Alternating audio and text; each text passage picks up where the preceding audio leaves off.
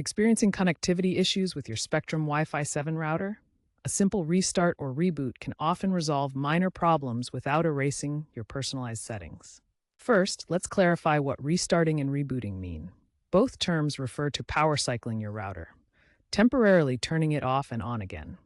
This process can fix minor connectivity issues while preserving all your custom settings like Wi-Fi name and password. The first method is manual power cycling.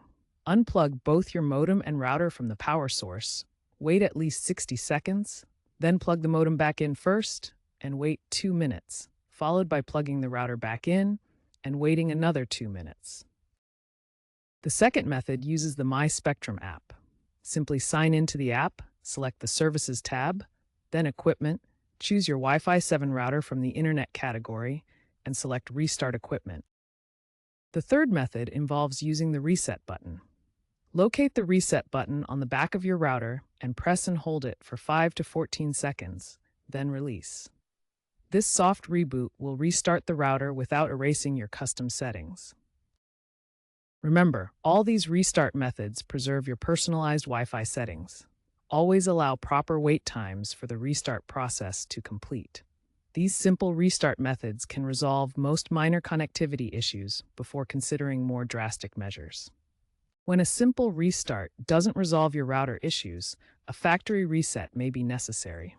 This is a more drastic step that completely restores your router to its original factory settings. Important warning: a factory reset will erase all your personalized settings.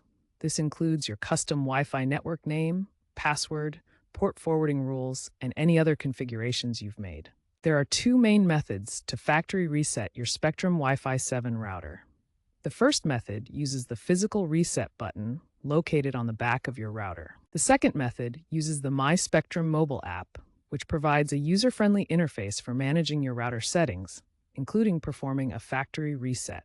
After performing a factory reset, you'll need to use the default network credentials to reconnect your devices. These default settings are printed on a label attached to your router. Before performing a factory reset, it's highly recommended to back up any important settings if possible. Write down your custom Wi-Fi name, password, and any special configurations you want to restore later.